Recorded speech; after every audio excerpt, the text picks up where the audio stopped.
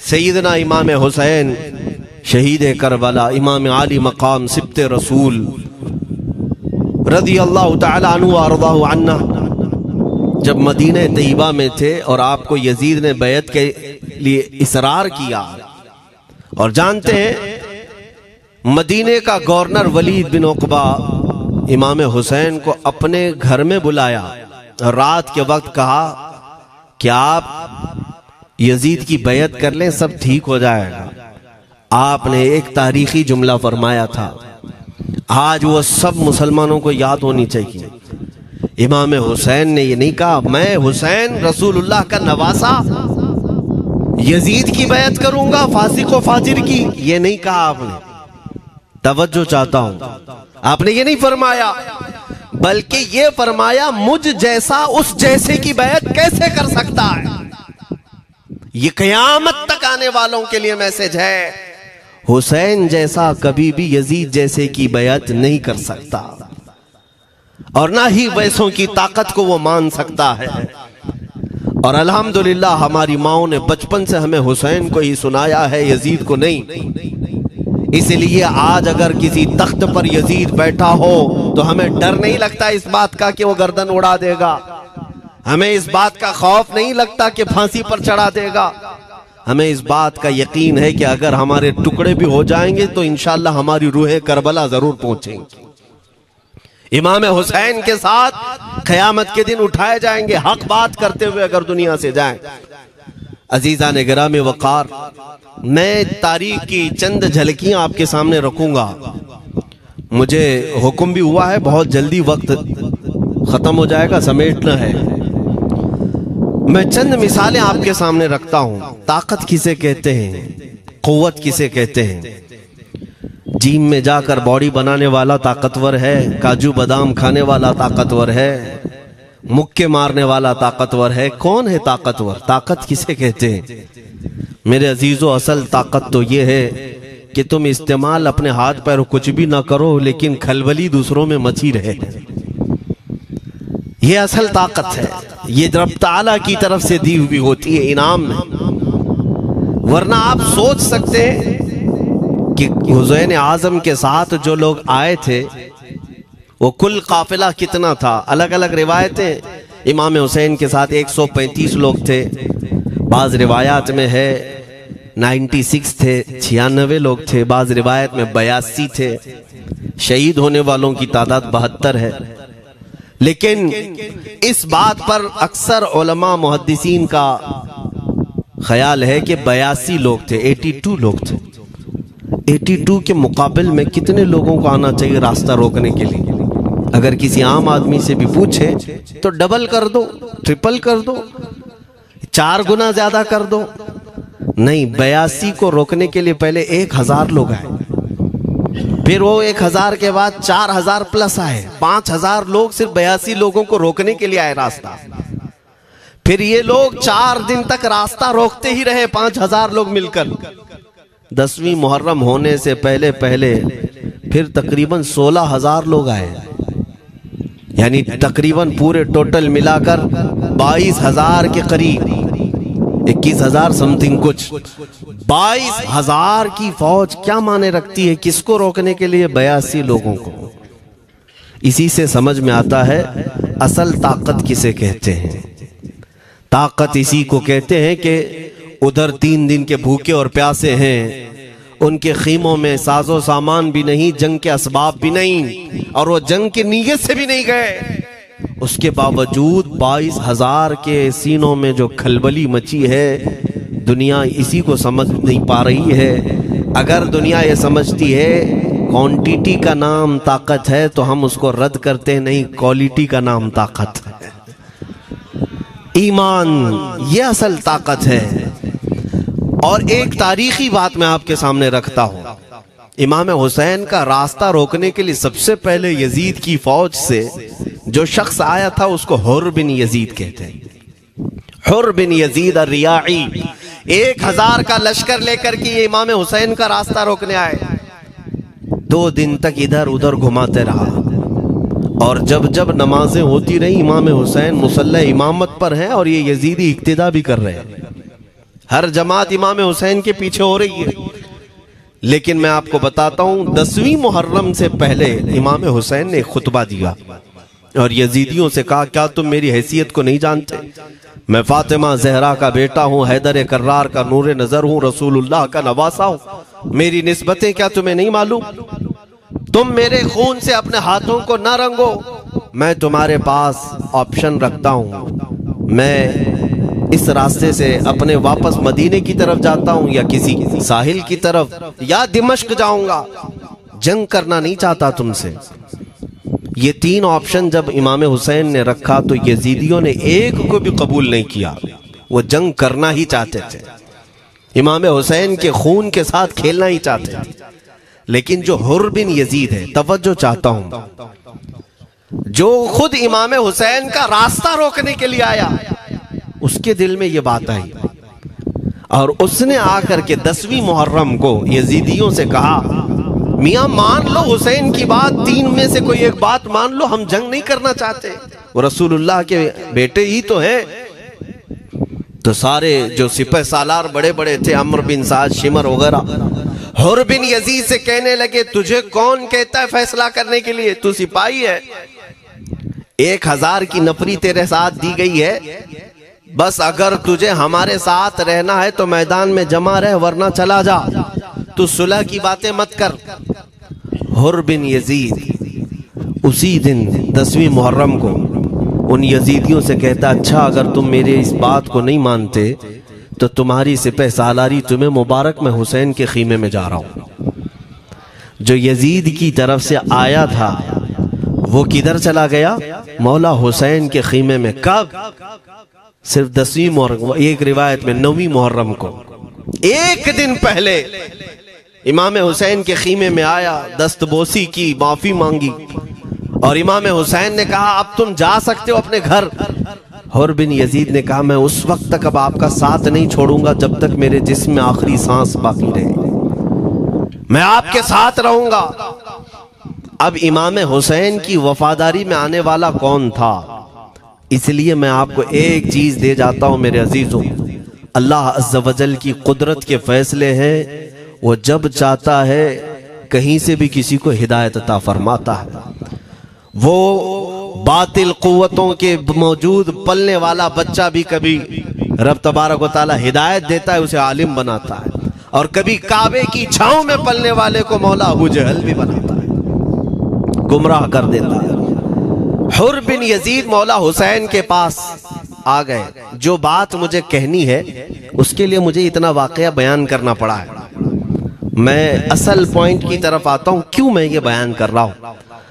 जब 10वीं मुहर्रम को जंग शुरू हुई, अम्र बिन साद ने तीर चलाया, तो जानते हैं खीमा हुसैन की तरफ से सबसे पहले मैदान में उतरने वाला यही हुर बिन यजीद ही, यही उतरे अपने घोड़े पर सवार होकर उन्हीं यजीदियों से लड़ने के लिए जिनकी फौज में ये आए थे, उनके मुकाबले में लड़ने के लिए गए।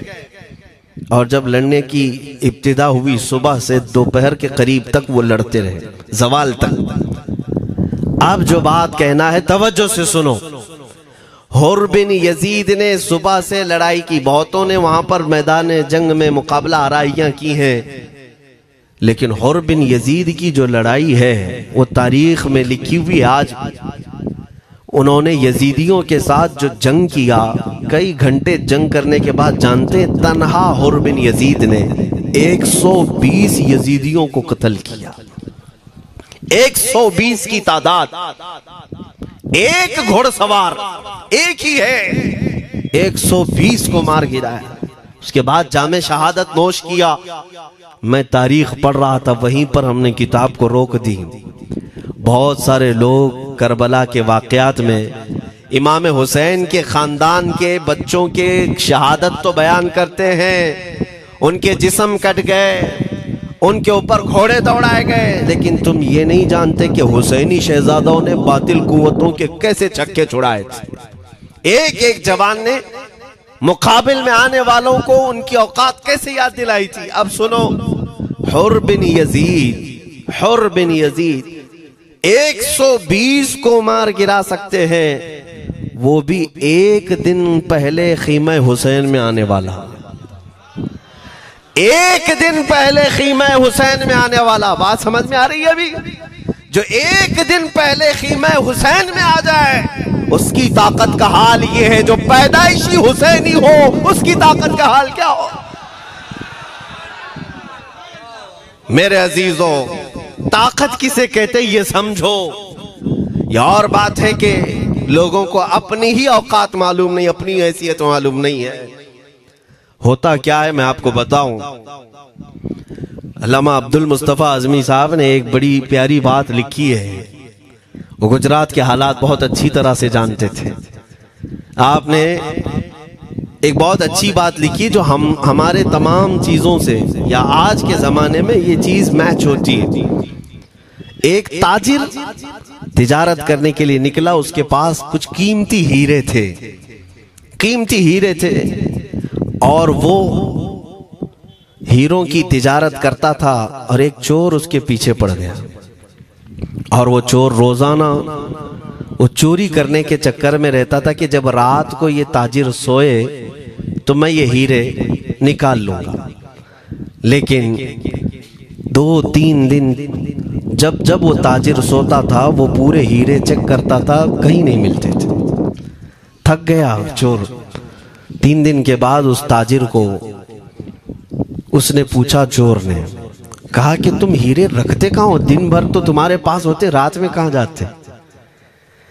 तो उस ताजिर ने कहा, अकल का अगर तू इस्तेमाल करता तो तुझे बात समझ में आती। रोजाना मैं तेरे ही जुब्बे में रात को ये हीरे रखकर खुद सो जाता था। वो अपना नहीं तलाश करता, इसका तलाश करता। बिला तशबीह बिला तमसील। मेरे अजीजों, तुम्हारे पास जो ताकत है तुम्हें उसका अंदाजा नहीं। तुम जो मोहब्बत मुस्तफ़ा सल्लल्लाहु अलैहि वसल्लम की शमा अपने सीने में रखते हो, मौला करीम का वादा है तुम्हारे साथ, काना हक्कन अलैना नस्रुल मोमिनीन। रब ताला फरमाता हमने अपने ऊपर लाजिम कर लिया है कि ईमान वालों की मदद करेंगे। और हमने मदद देखी है, रब ताला की मदद देखी है। आज के इन हालात में मुझे बताओ, भौंकने वाले भौंक ही रहे, बाकी तुम्हारा क्या बिगाड़ लिया, क्या तुम्हारा खराब किया? बस ये है कि तुम अपने अंदर खलबली मत मचाओ और ज्यादा खौफ और हिरास में मत जियो। अल्हम्दुलिल्लाह मुसलमान हैं, मोमिन हैं, किसी चोर कौम से तुम्हारा रिश्ता नहीं है।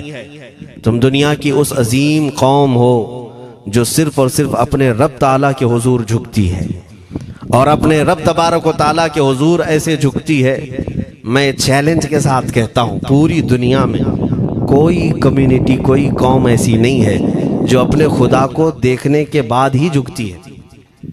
जिसकी भी जाओ, उनके खुदाओं की तस्वीर वहां पर सामने होती तभी झुकते हैं। वो चाहे ईसाई हो, यहूदी हो, कोई भी हो, उन्होंने कोई ना कोई या मूर्ति बनाई है या तस्वीर बनाई है, तब वो झुकते हैं। तन्हा तुम ईमान वाले हो जो आज तक अपने खुदा को देखा नहीं लेकिन हर दिन सजदा करते हो, तुम्हारा ये ईमान है। और कुरान में शुरू में ही अल्लाह ताला ने जो तारीफ फरमाई सूरह बकरा में, युमिनून बिल गैब, अल्लाह फरमाता है ये वो लोग हैं जो गैब पर ईमान रखते हैं, देखा नहीं। और दुनिया में करोड़ों मस्जिदें होंगी, किसी मस्जिद में अल्लाह की तस्वीर है? किसी मस्जिद में? और या तुम्हें सलातो सलाम पढ़ने के लिए मेरे आका की तस्वीर देखने की जरूरत है? यही तो तुम्हारा ईमान है मेरे अजीजों। मेरे आका को हमने दिल में बसा रखा है, और जब हुजूर पाक की याद आई, बगैर तस्वीर देखे हम खड़े हो जाते हैं और उनकी मोहब्बत वैसी होती है, हमें किसी तस्वीर और मूरत को देखने की जरूरत भी नहीं होती। तुम्हारी खुसूसियात बहुत हैं। अल्लाह रब्बुल इज्जत ने तुम्हारी पेशानियों को महफूज रखा है, किसी अहरे गैरे के सामने झुकने नहीं दिया। पेशानी मुकद्दस है तुम्हारी। हाँ, ये तो नहीं है कि तुम किसी दरख्त पर भी चले जाओ, पत्थर पर भी चले जाओ, चूहे पर भी झुक जाओ, सांप पर भी झुक जाओ, नहीं है। एक सहाबी हैं, ईमान लाने के बाद वो कहते हैं, या रसूल अल्लाह सल्लल्लाहु अलैहि वसल्लम, दो वाक़यात ऐसे हैं जो ज़माने जहालत में हम करते थे। एक वाक़या याद करता हूँ तो रोना आता है, और एक वाक़या याद करता हूँ तो हंसी आती है। हुजूर ने फरमाया वो दोनों क्या हैं बताओ।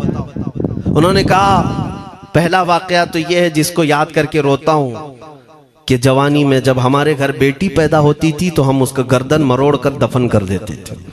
आज मुझे वो बात याद आती है तो रोना आता है कि हमने ऐसे कई बच्चियों को दफन कर दिया। अरब वाले दामाद बनाना नहीं चाहते थे और बेटियों को पहले ही मार देते थे। ये वो सहाबी कहते हैं अब याद आती है बात तो रोना आता है। मेरे आका सल्लल्लाहु अलैहि वसल्लम ने फरमाया फिर हंसी किस बात पर आती है? कहते हैं ज़माने जहालत में हमारे खुदा जो होते जिनकी हम इबादत करते थे, तो जब सफ़र में जाना होता था तो आटा गूंद करके खुदा बना लेते थे, क्योंकि सफ़र में जाना है और हर जगह उनको साथ में रखना था खुदा को। वो साहबी कहते हैं सफ़र के खुदा और होते थे, हवा का अलग, पानी का अलग, मिट्टी का अलग, सब लेकर के चलते थे। फिर हुजूर ने फरमाया हंसी किस बात पर आती है? वो कहते हैं बीच रास्ते में अगर खाना खत्म हुआ तो कभी खुदा का हाथ तोड़ के खाते थे, कभी पैर तोड़ के खाते थे। अरे मेरे अजीजों 1400 साल बाद आज जब आप हंस रहे हैं, उस सहाबी को तो इस बात पर हंसी आती होगी। मैं ये बात सिर्फ इसलिए अर्ज कर रहा हूं कि शुक्र मनाओ अल्लाह रब्बुल इज्जत का कि तुम्हें रब तबारक व तआला ने उस कौम में पैदा किया है जिसका माथा सिर्फ वहदहू ला शरीक की बारगाह में झुकती है। तुम ईमान वाले हो। और मैंने आयत यही तिलावत की खुतबे में, वला तहीनु वला तहज़नु व अंतुमुल अअलौना इन कुंतुम मुमिनीन। घबराओ मत, परेशान मत हो, तुम सबसे ज्यादा सरबुलंद रहोगे अगर तुम ईमान वाले हो। ये कुरान की आयत है। ईमान किसे कहते हैं? ईमान किसे कहते हैं? यानी अल्लाह ने फरमाया अगर तुम ईमान वाले हो तो सबसे ज्यादा कामयाब हो। अब हम पूछते हैं रसूल पाक से ईमान किसे कहते हैं? मेरे आका की जुबान से सुनो, ला युमिनु अहदुकुम हत्ता अकूना अहब्बा इलैहि मिन वालिदिही व वलदिही वन नासी अजमईन। हज़रत अनस से रिवायत है, हुजूर पाक सल्लल्लाहु अलैहि वसल्लम फरमाते हैं तुम में से उस वक्त तक कोई कामिल ईमान वाला नहीं हो सकता जब तक अपने वालिदैन, अपने बच्चे, अपने और सारे इंसानों से ज्यादा मैं उसके नजदीक महबूब ना बन जाऊं। हुजूर से कामिल मोहब्बत जब तक ना करोगे तब तक ईमान भी कामिल नहीं है। खुलासा कलाम यही है कि मोहम्मद से वफा तूने तो हम तेरे हैं, ये जहां चीज है क्या लौह कलम तेरे हैं। बस इसी बात पर आपको आना है। इकबाल भी ये कहता है मैं जर्मनी गया, यूरोप का सफर किया, वहां की तरक्कियों को देखा और वो लोग बहुत आगे बढ़ रहे थे। मैं इसीलिए सफर किया कि मैं वहां तहकीक करके आऊं, देखूं, अपनी कौम को आकर के मैं बताऊं मुसलमानों को कि किस फील्ड में तुम जाओगे तो कामयाब होंगे। साइंस में, फिजिक्स में, ज्योग्राफी में, केमिस्ट्री में, मैथ्स में, कौन सी फील्ड में तुम जाओगे तो ज्यादा माहिर होगे। कई साल इकबाल ने वहाँ की खाक छानी, तहकीकात किया और वापस जब आया अपनी कौम की तरफ, अल्लामा इकबाल कहते हैं मैं सारी दुनिया वहाँ की यूरोप की छान करके आया, यही देखने गया था कि मेरी कौम किस मैदान में उतरे तो कामयाब होगी। तो लोगों ने पूछा क्या वो तुम्हें राज मिल गया? वो कहते हाँ मुझे राज मिल गया। लोगों ने पूछा किस मैदान में उतरे? तो वो इकबाल कहता है मैं तो राज को पहुंचा, अपनी कौम को बताता हूं तुम्हारी तरक्की का राज सिर्फ इतना ही है कि मोहम्मद से वफा तूने, कि मोहम्मद से वफा तूने तो हम तेरे हैं। ये जहां चीज है क्या लौह कलम तेरे हैं। सारी कामयाबी का असल राज मेरे आका से बेइंतहा मोहब्बत है। मैं दीनी शख्सियात की बात अपनी जगह पर, जो जिसको आप दुनियावी उलूम कहते हैं, लाओ मैथ्स का कोई बहुत बड़ा माहिर रियाजीदान या कोई साइंटिस्ट आपको ऐसा लगता हो, लाओ मेरे आला हज़रत इमाम अहमद रजा फाजिल बरेलवी के सामने। जानते हैं आप उस आला हजरत फाजिल बरेलवी ने 55 उलूम पर अपनी तहकीकात लिख दी हैं। बाकी जानते कितने थे वो अल्लाह ही बेहतर जाने। एक बात मैं आपको बता रहा हूं, मैथ्स में, मैथमेटिक्स में उनके पास ऐसी ऐसी इजादात थी। एक किताब आला हजरत ने लिखी है ज्योमेट्री पर, आज के बच्चे जो कॉलेज पढ़ते हैं वो जानते होंगे। ज्योमेट्री की भी कई उसमें अक़साम लिखी गई हैं। और आला हज़रत ने एक किताब लिखी है कश्फुल इल्ला अन सिमतिल क़िबला, क़िबला पहचानने का इल्म। तुम तो आज वो कंपास लेकर के पहचानते हो ना, अब तो मोबाइल में आ गया, मोबाइल को घुमाओ, इधर दिखा रहा उधर, उधर दिखा रहा उधर क़िबला। मेरे अजीजों, इस्लाम मशीनों से नहीं चलता है। इसका सेल चला गया तो क्या तुम्हारा इस्लाम चला जाएगा? इसकी बैटरी चली गई तो क्या तुम्हारा दीन चला जाएगा? नहीं, इस्लाम मुकम्मल कवायद और ज़वाबित के साथ है। सारी मशीनें खत्म भी हो जाए, इस्लाम ने तुम्हें कायदे बनाकर दिखाए हैं, प्रैक्टिकल। ये क़िबला पहचानने का इल्म होता है। शहर का तूलुल बलद अर्जुल बलद देखना होता है, बहुत सारी उसमें चीजें, उसकी सतह समंदर से ऊंचाई कितनी है, फिर सितारों को देखा जाता है, फिर पहचाना जाता है क़िबला, उसको हिसाब में लगाया जाता है। आला हजरत ने ये जो किताब लिखी पूरे 1400 साल में, आला हजरत की ये किताब जिसमें 10 कायदे खुद उन्होंने इजाद किए, उनसे पहले किसी ने नहीं लिखी, खुद उन्होंने इजाद किए। और उसके बाद आला हजरत ने चैलेंज के साथ कहा कि मैंने, फकीर ने ये 10 कायदे इजाद किए हैं, इस पर कोई अमल करके क़िबला पहचानना चाहे तो उस पर अमल करके खड़ा हो जाए, अगर हिजाबात हटा दिए जाएं तो काबा उसकी नाक के सामने होगा। आला हज़रत ने लिखा है काबा ऐन उसकी नाक के सामने होगा। परफेक्ट कायदे उन्होंने लिखे। ये कायदे कहां से आए? हिसाब, मैथमेटिक्स। जो अलीगढ़ के प्रोफेसर अपने फंसे हुए मसाइल हल करने के लिए आला हजरत के पास आए, वाकयात आपने सुने होंगे। अब मैं आपसे कहता हूं, एक बहुत बड़े प्रोफेसर साहब अलीगढ़ के, वो लंदन या ऑक्सफोर्ड जा रहे थे या जर्मनी जा रहे थे कुछ मैथ्स के फंडे हल करने के लिए। आला हजरत के खलीफा ने उन्हें मशवरा दिया कि चले मौलाना अहमद रजा साहब बरेली में रहते हैं, उनसे बात कर लेंगे। पहले तो उन्होंने मजाक उड़ाया, मौलवी लोगों का काम है, प्रोफेसर जिसमें फंसा हुआ है। उन्होंने कहा लंदन और जर्मनी जाने में जितना खर्चा आता है उससे कम ही बरेली को लगता है, एक बार ट्राई कर लीजिए। वो आए आला हजरत के यहाँ, वो मौलाना सैयद सुलेमान साहब के कहने पर जब आला हजरत के पास आए, असर का वक्त था, अजान हो चुकी थी, आप मस्जिद की तरफ जा रहे थे। प्रोफेसर साहब से मुलाकात हुई। आला हजरत ने पूछा कैसे आना हुआ? उन्होंने कहा एक बहुत पेचीदा मसले में फंस गया हूं, मैथ्स का, रियाजी का, हिसाब का हल नहीं होता, इसके लिए मैं बाहर का सफर कर रहा था। आपके शागिर्द मौलाना सुलेमान साहब ने कहा कि आपसे मिलने। आला हजरत ने कहा दिखाएं क्या मसला है? उन्होंने कहा इतने शॉर्ट टाइम में यह हल नहीं होगा, नमाज के लिए आप जा रहे हैं। आला हजरत ने फरमाया फिर भी दिखाओ। आला हजरत को उन्होंने वैसे ही खड़े दिखाया। देखते ही आला हजरत ने उंगलियां रखी और कहा इसका यहां से, इसका यहां से, फलां का यहां से, इस तरह आप लगा करके देख ले, मैं असर की नमाज से फारिग होकर आता। वो प्रोफेसर साहब कहते हैं उन्होंने चुटकियों में यूं हल किया, मैं जब बैठ करके उस मसले को लगाया तो तुरंत 2 मिनट में वो मसला हल हो गया। अब जिसके लिए मैं ये वाकया अर्ज कर रहा हूं सुनो। वो हैरत में आंखें फटी फटी रह गई उस प्रोफेसर साहब की। उधर नमाज होने के बाद आए आला हजरत, तो वो अश करने लगे। कहा मौलाना साहब मैं पहली मर्तबा देख रहा हूं कि मदरसे का कोई मौलवी मैथ्स के इतने टफ फंडे को हल कर लेता हो। मौलाना ये तो बताएं ये रियाजी और ये मैथ्स के मसले आपने किससे सीखे? कौन है आपको? किस कॉलेज में, किस यूनिवर्सिटी से आपने सनद हासिल की है? यही मुझे कहना है मेरे अजीज। अब आला हजरत का जवाब सुनो। कहते हैं जनाब मैंने अपने वालिद से सिर्फ प्लस माइनस और मल्टीपल के मसले सीखे, जमा, नफी और ज़रब। हमारे वालिद साहब ने बस इतना ही सिखाया। और उस वक्त बचपन में मुझे मंतिक, फलसफा, ये सब किताबें पढ़ने का शौक था। मैं हिसाब के, ज्योमेट्री के ये किताबें लेकर बैठा। मेरे वालिद आए, देखा, पूछा अहमद रजा क्या पढ़ रहे हो? मैंने दिखाया ये मंतिक है, फलसफा है या हिसाब की किताबें हैं।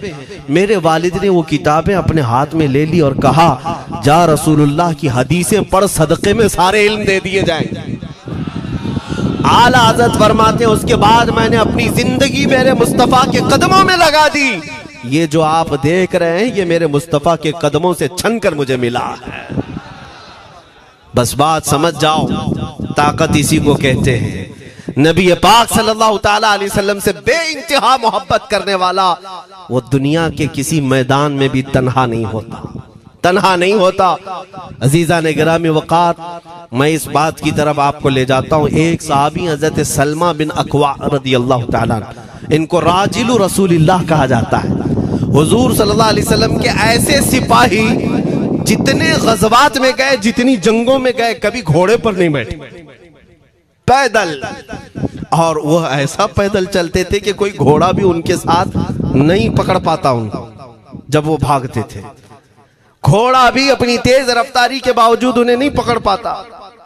उनको वो लक़ब मिला था राजिलु रसूलिल्लाह, छल करके सफर करने वाला रसूलुल्लाह का सिपाही। एक बार ऐसा हुआ, एक बनु कार्रा का शख्स जिसका नाम अब्दुर्रहमान है, ये मुनाफिक था, खबीस था। इसने तकरीबन 400 लोगों को जमा किया, अपने हम मिजाज लोगों को, और मदीने पर रात के वक्त एक बगीचे पर हमला किया, पूरे बगीचे को आग लगा दिया। और उसके बाद फिर जो खजूरें थी वहां से सब लूट लिया, लूट करके अपने घोड़ों पर रख लिया और निकल पड़ा। उस वक्त सिवाय हजरत सलमा बिन अकवा के कोई नहीं था। उधर 400 लोग लूट मार कर रहे हैं और खजूरें जमा कर रहे हैं, और ये तन्हा साहबी। इस साहबी का हाल ये है, घोड़ा भी नहीं होता था कभी नहीं। अब इनको जलाल आया कि मेरे मुस्तफ़ा के शहर की एक खजूर भी मैं बाहर जाने नहीं दूंगा जो चोरी करके जा रहा है। उसके बाद आपने पीछा करना शुरू किया। और हकीकत देखें, आप जब हदीस पढ़ेंगे, आला हजरत ने अल मलफूज में भी इसको नकल फरमाया। जब तक मैं ये हदीस पढ़ रहा था इतनी हंसी भी आती है और उनकी इस बहादुरी पर दिल खिल जाता है और सीना चौड़ा होता है कि वो अकेले किस बात पर भाग रहे थे। उनके पीछे 400 लोगों के पीछे भाग रहे। अच्छा, कोई ये कहे कि नादान आदमी है, 400 लोगों को नहीं देख रहा, अकेला भाग रहा है, हो सकता है इनको कोई कह दिया हो, लेकिन मुझे हैरत उन 400 पर हो रही है जो एक से डर के भाग भी रहे थे। वो भी भाग रहे हैं, एक दौड़ा रहा है और 400 भाग रहे हैं। वह अब्दुर्रहमान कार्रा का रहने वाला कारी भागा जा रहा है और सबसे कह रहा है सलमा बिन अकवा से अपनी अपनी जान बचा लो। इसीलिए मैं कहता हूं ये बुज़दिल कौमें हैं, मेरे मुस्तफ़ा के गुलामों का मुकाबला करने की सकत नहीं रखती जिसके सीने में इश्क़ मुस्तफ़ा हो। 400 भागते रहे और ये भगाते रहे बहुत दूर तक। जब हज़रत सलमा बिन अकवा भागते थे तो घोड़े भी पीछे पड़ जाते, और आप जैसे जैसे कोई घोड़सवार आता उसकी टांग पकड़कर खींचते और उसकी गर्दन पर पैर रखते, फिर आगे निकल पड़ते थे। न जाने कितनों को उन्होंने तन्हा अपने हाथों से गिराया, कोई मुकाबला करने को तैयार नहीं। गिराते भी हैं और उनकी गिरी हुई खजूरें जमा भी करते हैं कि मुझे मदीने वापस ले जाना है। उस सहाबी को मैं पढ़ता हूं, अजीजा ने गिरामी खजूरें जमा करते रहे और उन्हें भगाते रहे। आखिर में वो 10-10 की टुकड़ियों में बदल गए। वो अब्दुर्रहमान कार्रा का रहने वाला कहने लगा, एक साथ मत भागो, ये अकेले सबको भगा रहा है, 10 इधर जाओ, 10 उधर जाओ, 10 उधर जाओ।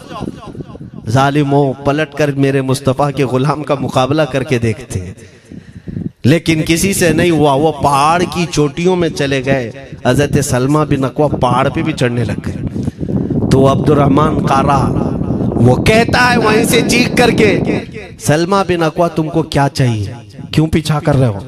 कहा, मैं शहर रसूल की एक खजूर भी जब तक तुम्हारे पास होगी पीछा करता रहूंगा। उसने वहीं से अपने सारे साथियों को पुकार कर कहा, सारे लोग खजूरें फेंक दो, अपनी जान बचा लो।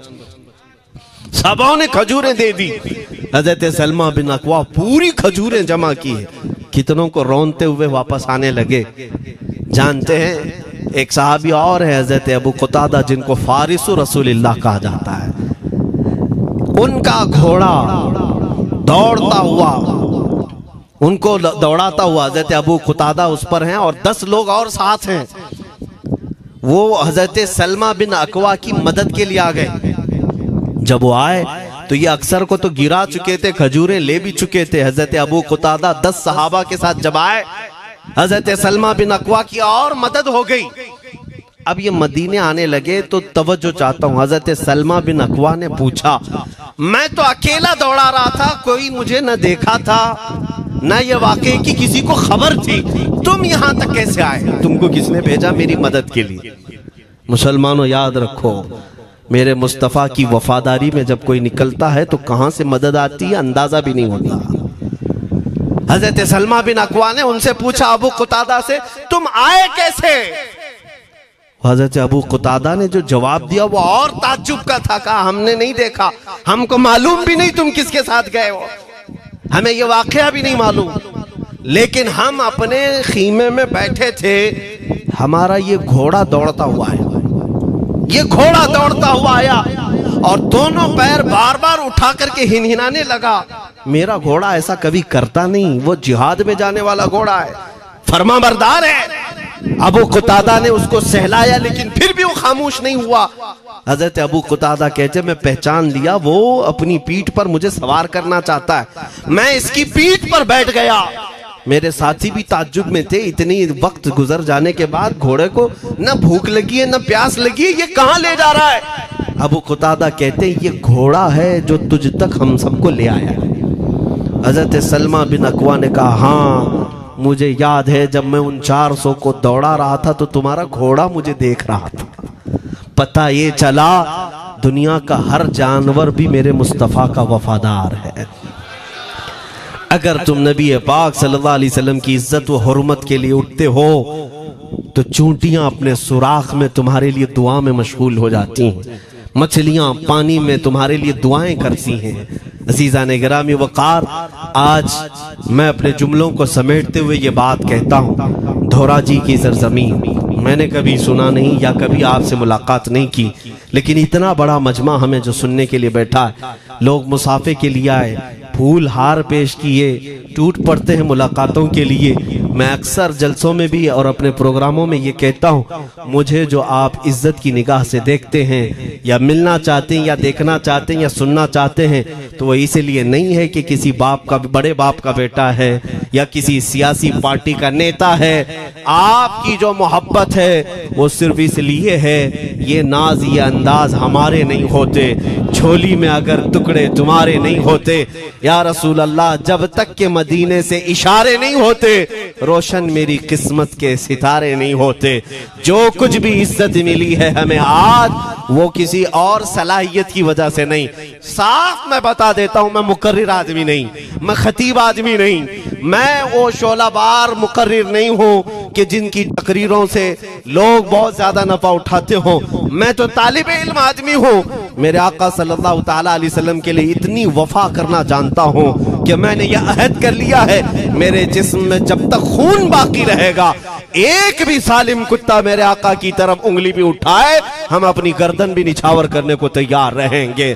मेरे आका सल्लल्लाहु ताला अलैहि वसल्लम के लिए कुर्बानी का जज्बा है, इसलिए मेरे आका ने ये इज्जत अता की है। फिर मुझे ये कहने का हक भी है, जब तक बिके न थे तो कोई पूछता न था, या रसूल अल्लाह तुमने खरीद कर हमें अनमोल कर दिया।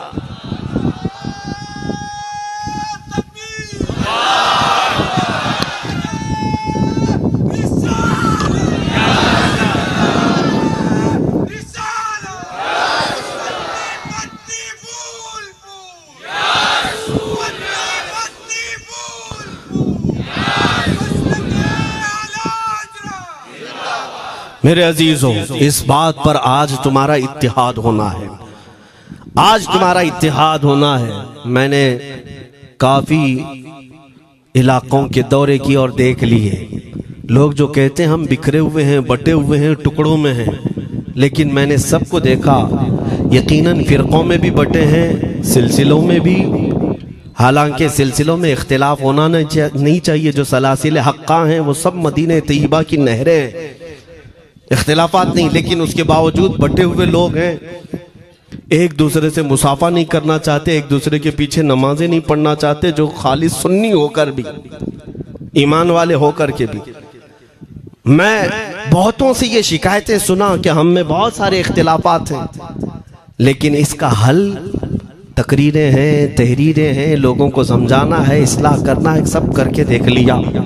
लेकिन एक बात मैंने खुद प्रैक्टिकल देख लिया कि 1000 टुकड़ों में क्यों ना बटे हों, लेकिन मेरे मुस्तफ़ा का नाम आ जाए तो हर कोई मुत्तहिद नजर आता है। ये हमने देख लिया है, ये हमने देख लिया है।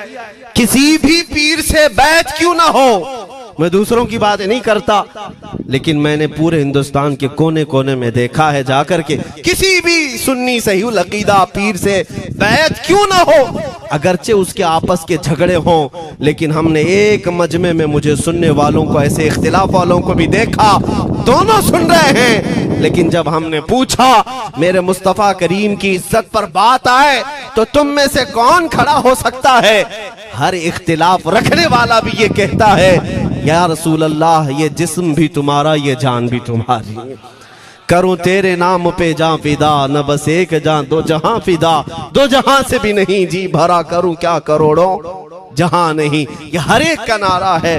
इससे पता ये चला कि आज तुम सबको अगर कोई चीज जोड़ सकती है तो नाम मोहम्मद है, मेरे मुस्तफ़ा करीम सल्लल्लाहु अलैहि वसल्लम की मोहब्बत है। गुंबदे खजरा की छांव में सबको जमा करो, इंशाअल्लाह अज़ीज इत्तिहाद बरकरार रहेगा। असल की तरफ नजर रखो, बादशाह की तरफ नजर रखो। बाकी जितने वली हैं, जितने पीर हैं, सब वजीर हैं, सब वजीर हैं। बादशाह सिर्फ मेरा मुस्तफ़ा है। नबी पाक सल्लल्लाहु ताला अलैहि वसल्लम को हम शहंशाह तस्लीम करते हैं। लिहाजा अगर बादशाह की तरफ नजर होगी तो तुम्हें शैतान ये इस तरह की लड़ाइयों में नहीं रखेगा, वो कामयाब नहीं हो सकेगा। तुम सबका मिशन अगर मेरे मुस्तफ़ा की इज्जत और उनकी नामूस हो जाए, हुजूर अकरम सल्लल्लाहु ताला अलैहि वसल्लम की तरफ हमने देखा है बड़े बड़े इख्तिलाफात खत्म हो जाते हैं। हजरत अबू ज़र ग़िफ़ारी, हजरत बिलाल हबशी, दोनों में झगड़ा हो गया था, तकरार हुई।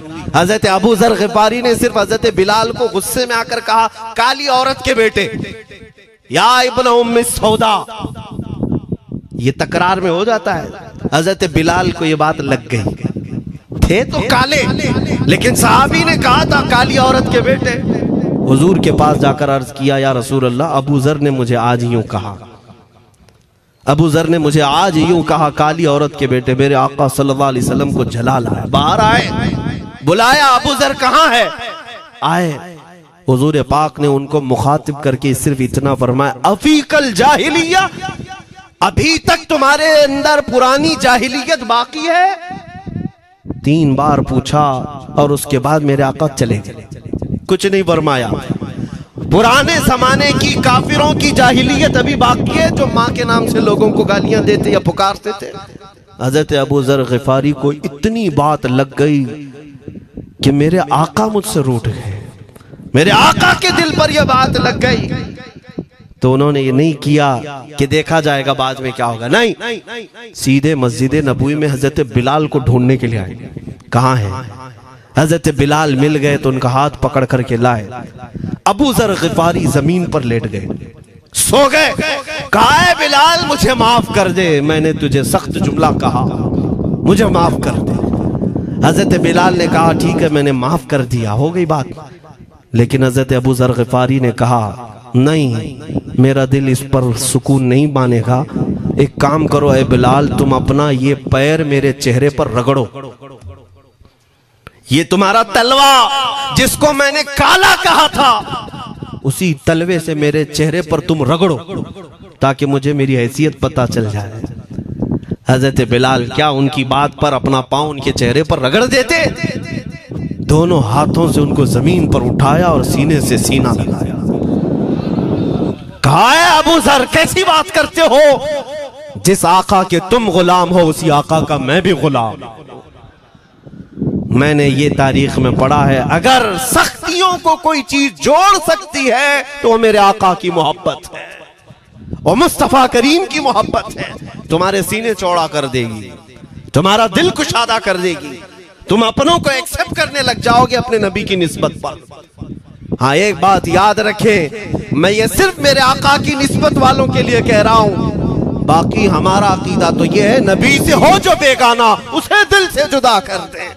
पिदर मादर बिरादर जानो माल उन पर फिदा कर दे।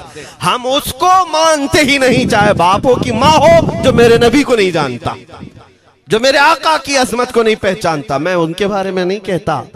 हाँ, हमारे एक उस्ताद बुजुर्ग उन्होंने फरमाया था कि बेटा बात करने का लहजा नरम रखना हमेशा। बहुत सारे लोग हमारी तकरीरों को अभी अभी जो सुनते हैं वो कहते हैं बहुत कड़क बोलते हैं, सख्त बोलते हैं। मेरे अजीजों, पिछले 15 साल से करते हैं हम तकरीरें, अखलाकियात पर, तसव्वुफ पर बहुत सारे नरम अंदाज में गुफ्तगू करने के हम आदी थे। वो सब नहीं देखते, लेकिन जहां हम थोड़ा सा चीखते हैं या गरज के साथ बोलते हैं, वो बहुत जल्दी किसी को लगती है और कहते हैं आप बहुत कड़क लहजे में कहते हो। 90% हमने नरम लहजे में बात किया है, लोगों को अखलाकियात सिखाया है। चोरी, जिना, डकैती, सूद, शराब, इन सब की मजम्मत पर बयानात हमने रिकॉर्ड किए। वो सब नजर नहीं आता, लेकिन सख्त जुमले बहुत जल्दी नजर आते हैं। लेकिन ये मैं क्यों करता हूं वो भी आपको बता दूं। हमारे एक बुजुर्ग उस्ताद ने फरमाया, कहा कि बेटा नरम गुफ्तगू करने की आदत रखना, इसलिए कि मेरे आका सल्लल्लाहु अलैहि वसल्लम की सुन्नत है नरमी से कलाम करना। लेकिन एक बात याद रखना, जिंदगी भर नरमी से बात करो, लेकिन मुस्तफा करीम सल्लल्लाहु अलैहि वसल्लम की एहानत या दुश्मनी किसी में देखो तो फिर न तुम्हारी जुबान मीठी होनी चाहिए, न दिल नरम होना चाहिए, न दिमाग ठंडा होना चाहिए।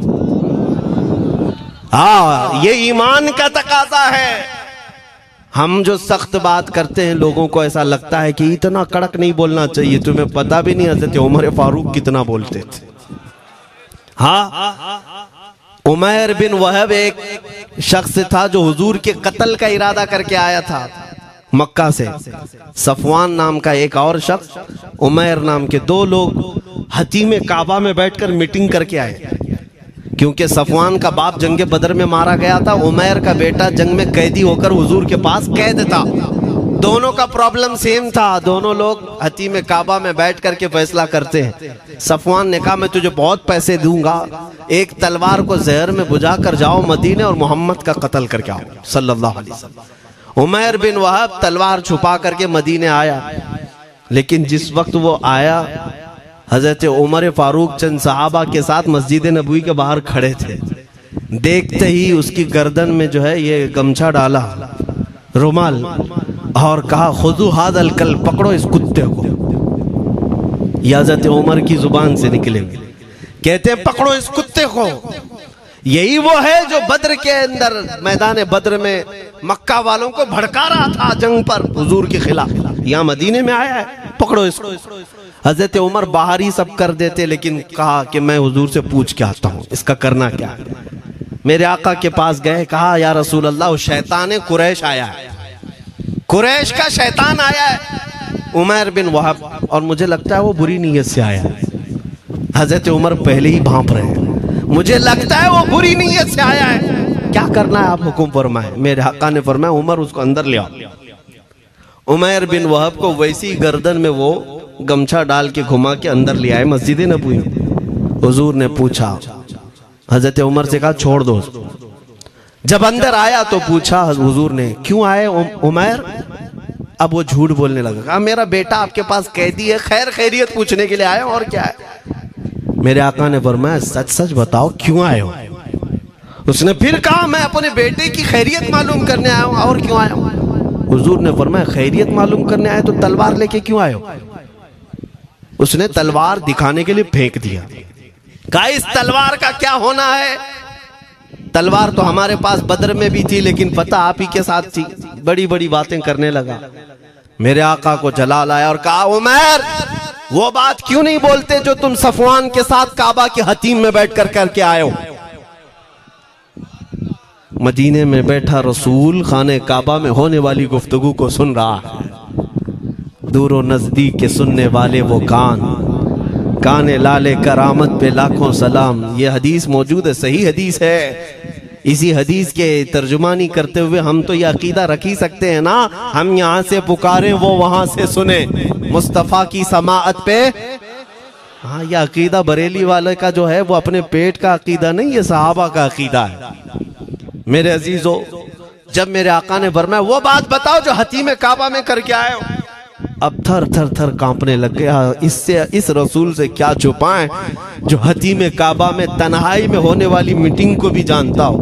कहा अब मैं क्या बताऊं जब आपको सब मालूम है। अब मैं जो कहना चाहता हूं वो ये है, अशहदु अन्नका मुहम्मदन रसूलुल्लाह, मैं गवाही देता हूं कि आप मोहम्मद अल्लाह के रसूल हैं सल्लल्लाहु अलैहि वसल्लम। ईमान ले आए। अब सुनिए मेरे अजीजों, ईमान लाने के बाद हुजूर पाक सल्लल्लाहु अलैहि वसल्लम ने तलकीन फरमाई कि अब इस्लाम पर कायम रहो, ईमान पर बरकरार रहो। कत्ल करने के लिए आया, मेरे मुस्तफ़ा का गुलाम बन गया। अब उसके बाद हजरत उमर क्या कहते हैं, हजरत उमर जो गमछा गले में डाल के अंदर लाए थे, अब गले में हाथ डालकर बाहर ले जाते हैं। और बाहर जो साथी खड़े थे उन सबको मुखातिब करके कहते हैं, लोगों सुनो। हजरत उमर के अल्फाज सुने, कहते हैं थोड़ी देर पहले ये जो शख्स तुम देख रहे हो, मुझे खिंजीर इससे अच्छा लगता था। अल्लाह, ये लफ्ज भी है, वल्लाही इन्नी लअहब्बु खिंजीरन मिन हाज़ा। कहते हैं कि इससे बेहतर मैं खिंजीर को समझता था क्योंकि ये दुश्मन रसूल था। लेकिन अब सुनो ऐ लोगों, अब मेरे सगे बेटे से ज्यादा मुझको ये अजीज है, इसलिए कि मेरे आका का गुलाम। यही ईमान है, यही ईमान है। अजीजान गिरामी, खुलासा कलाम मेरी बात का यही है, मोहम्मद की मोहब्बत दीन हक की शर्त अव्वल है। इसी में हो अगर खामी तो सब कुछ नामुकम्मल है। इकबाल ने क्या खूब कहा था, अगर पहचानना हो तो मेरे अजीजों पहचानो, तुम मेरे आका सल्लल्लाहु अलैहि वसल्लम के कदमों तक अगर पहुंच गए तो यही दीन है। बमुस्तफ़ा बरसा खैश के दी हमाऊस, गर्ब उन रसीदी तमाम बुल हबीज। अपने आप को हुजूर तक पहुंचा दो, इसी का नाम दीन है। और अगर वहां तक नहीं पहुंच सके, जिंदगी पूरी अबू लहब की तरह है। हो ना ये फूल तो बुलबुल का तरन्नुम भी ना हो, चमने दहर में कलियों का तबस्सुम भी ना हो ना ये साकी तो मैं भी ना हो, खुम भी ना हो, बस में तौहीद दुनिया में ना हो, तुम भी ना हो। या रसूल अल्लाह, खीमा अफलाक का इस्तादा उसी नाम से है, नबज़ हस्ती तपश आमादा उसी नाम से है। दश्त में दामने कोहसार में मैदान में है, बहर में मौज की आगोश में तूफान में है, चीन के शहर मराकश के बयाबान में है, और पोशीदा हर मुसलमान के ईमान में है। वो मेरे आका की जात ही है, हर जगह है, और उसी की तरफ हमें सबको मुतवज्जे होने की आज जरूरत है। ताकत किसका नाम है, मैंने शुरू इसी बात से किया था, इसी पर खत्म करता हूं। ताकत और कुव्वत सिर्फ बॉडी बनाने को नहीं कहते, ताकत और कुव्वत सिर्फ और सिर्फ काजू बादाम खाने को नहीं कहते। ताकत और कुव्वत उसके अंदर है जो देखने को अगरचे कमजोर लगता हो, लेकिन दुश्मनों के सीने उसकी याद से ही आज भी खलबली मच जाती हो। हमने देखा है 100 साल पहले की बात, आला हज़रत इमाम अहले सुन्नत फाजिल बरेलवी इमाम अहमद रजा खां, नाम तो हर बच्चा जानता है आज, और अपनों से ज्यादा गैर भी जानते हैं और थरथराते भी हैं। लेकिन क्या कभी तुमने आला हजरत की सीरत में ये पढ़ा कि उनका जिस्म कैसा था? उनका जिस्म कैसा था? बहुत लहीम शहीम, चौड़े सीने वाले, बड़े बाल वाले, ऊंचे चेहरे वाले? नहीं मेरे अजीजों, तारीख में आप पढ़ोगे आला हजरत कसरत से लिखने की वजह से, कसरत से इबादत की वजह से जिस्मानी एतबार से बड़े दुबले पतले थे, बड़े दुबले पतले थे। लोग देखने वालों ने यह कहा है जिस्मानी साख्त ऐसी नहीं थी कि कोई पहलवान नजर आता हो, दुबले पतले थे, नहीफ थे, देखने में कमजोर लगते थे। लेकिन मजाल है जब वो आशिक रसूल का कलम चलता था, कलम चलता था, और वो भी यूं पुकार कर कहता था ये रजा के नेज़े की मार है, कि आदू के सीने में गार है, किसे चारा जोई का वार है, कि ये वार वार से पार है। और फिर उन काफिरों को कहा था उस इमाम अहले सुन्नत ने, किलके रजा है खंजरे खूंखार बरकबार। ये कोई दावा नहीं कर सकता आज। किल्क किसको कहते हैं समझा भी देता हूं मैं आपको। किल्के रजा, आला हज़रत अपने कलम को कह रहे हैं, किल्क मतलब कलम, रजा का कलम कैसा है? खंजरे खूंखार बरकबार, यानी खून पीने वाला खंजर और चमक पैदा करने वाली जो बिजली होती है। आला हज़रत बड़े नरम दिल भी थे, रहम दिल भी थे, अपनों को जब नवाजते थे तो बेहिसाब नवाजते थे। आजिजी ऐसी कि बच्चों से भी माफी मांगते, आजिजी ऐसी। और अपने पीर खाने पर जाने की बात आए तो चप्पलें कितनी दूर छोड़ जाए, गुरूर और घमंड की बात नहीं। लेकिन जब मेरे मुस्तफा के दुश्मनों से मुकाबले की बात आती तो यूं कहते, तुम क्या समझते हो किल के रजा है खंजरे खूंखार बरकबार, आदा से कह दो खैर मनाए न शर करे। ये बात ईमान के तकाजे की है। मैं आज हर आलिम से मिंबर पर बैठे हुए और हर मोमिन से यही कहना चाहता हूं, जो मेरे मुस्तफा की इज्जत की बात आए सर चढ़कर बोलना सीख जाओ। मेरे आका ने फरमाया है, जालिम और जाबिर बादशाह के सामने हक बात का ऐलान करना सबसे अफजल जिहाद है। और ये तो कर ही सकते हो। उन पाखंडियों को लफ्ज़ जिहाद से भी डर लगता है और लफ्ज़ जिहाद पर ही बड़ा प्रोपेगेंडा करते हैं। मुझे इस बात का कोई खौफ नहीं। हाँ, लोग ये कहते हैं मौलाना जिहाद के लफ्ज पर थोड़ा साइड होकर के बात कर लेते हैं। तुम बुज़दिल क्यों बने जा रहे हो? लफ्ज़ जिहाद एक पाकीज़ा लफ्ज है, मुकद्दस लफ्ज है। इस लफ्ज को अगर निकाल दिया तो मेरे आका की आधी सीरत खत्म हो जाएगी। कैसे बताओगे नबी पाक की सीरत? बदर को क्या कहोगे? तकरार हुई थी। खंदक, ओहद, तबूक, खैबर, ताइफ, ये सब को क्या कहोगे? तकरार हुई थी। जिहाद लफ्ज है, सेल्फ डिफेंस का नाम है। इतना हक तो हर एक को है मेरे अजीजों। लेकिन ये तो आज मैं ये बात भी नहीं कर रहा हूं तुमको तलवार उठाओ, बंदूक उठाओ, गोली मारो, बंदूक से लो, ये सब बातें तो हम करते भी नहीं, हमें जरूरत भी नहीं। लेकिन हमें पता है हमारे अल्फाज ही काफी हैं। मेरे आका सल्लल्लाहु ताला अलैहि वसल्लम की मोहब्बत जिसके सीने में हो, मेरे आका ने जब ये फरमाया है कि हक बात का ऐलान करना सबसे अफजल जिहाद है, तो इस पर तो हर कोई आज अमल कर सकता है। हक बात कहो, मिंबरों से कहो, और ट्रस्टियों से भी कहता हूं उलमा को कहने की आजादी भी दो कि वो बुज़दिल न बनाए, खौफ न रख रजा जरा, तू तो है अब्दे मुस्तफा। एक बात समझ करके चले, हम मुल्क के खिलाफ, कानून के खिलाफ नहीं बोलना चाहते। मुल्क हमारा भी है, देश हमारा भी है, और यहाँ के कवानीन जिस पर हम अमल कर रहे हैं, खुशी से अमल कर रहे हैं। लेकिन इन जालिमों ने क्या बना दिया है, इनके नजदीक देश पूरा मोदी है। हाँ, इन साहब के बारे में मत बोलो, वो देश है, कल को अगर नहीं रहे तो देश चला जाएगा। मेरे अजीजों, किसी व्यक्ति, किसी शख्स की गलत पॉलिसियों पर तनकीद करने का नाम देश के खिलाफ बोलना नहीं है। हम अपने देश से मोहब्बत ऐसी करते हैं, ऐसी करते हैं। आज भी आजादी का दिन है ना, आजादी का दिन है। ये लगे हाथों ये बात कह करके गुजरता हूं। आज भी जा करके देखें, इंडिया गेट पर सबसे ज्यादा शहीदों के नाम जो लिखे गए वो मुसलमानों के हैं। इनको क्या पता है 1857 से जो अंग्रेजों के खिलाफ लड़ रहे थे, ये लड़ रहे थे। आजादी का परचम सबसे पहले बुलंद करने वाला कोई संगी नहीं था, वो शहीद टीपू सुल्तान था। सबसे पहले तोपमैन हिंदुस्तान का, अंग्रेजों के खिलाफ आवाज बुलंद करने वाला, पूरे अंग्रेज उसके खिलाफ खड़े थे। इनको आज बोलने की तौफीक भी नहीं मिलती। और उसके अलावा वो उलमा की बात कहाँ चली गई आज? अंग्रेज तारीखदान ने लिखा है कि सबसे ज्यादा हमें खतरा हिंदुस्तान में मुसलमानों से था, और हमने दिल्ली से लेकर कश्मीर तक कोई एक झाड़, कोई एक दरख्त बाकी नहीं था जिसमें हमने एक आलिम को लटकाया नहीं था फांसी पर। जिनकी तादाद गिनी गई है तो तकरीबन 26,000 उलमा को इन्होंने फांसी दी थी, दिल्ली से लेकर कश्मीर तक। मुझे बताओ, जजीरा अंडमान निकोबार में किसको भेजा है?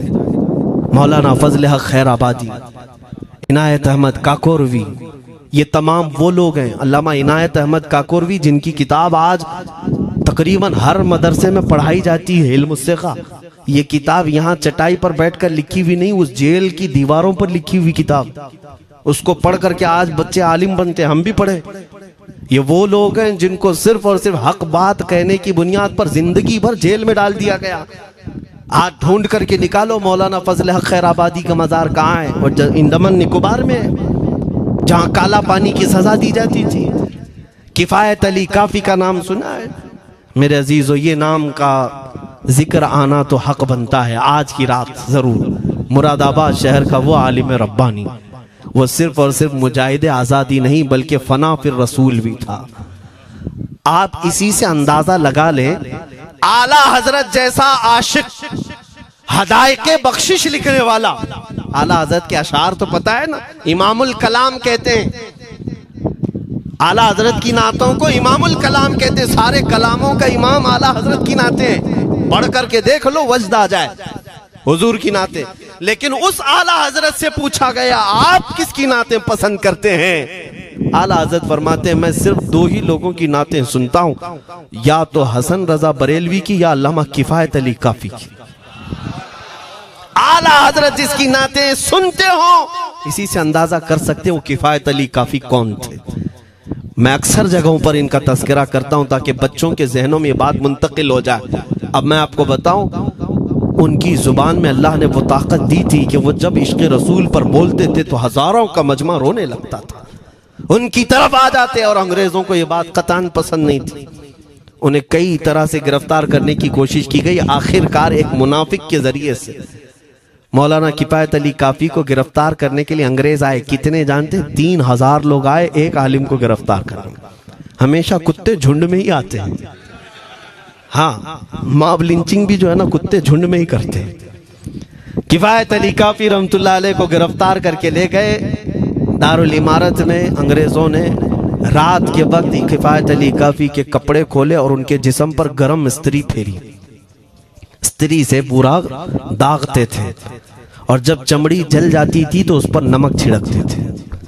हफ्ता भर तक अल्लामा किफायत अली काफी को उन्होंने ये दर्दनाक सजाएं दी।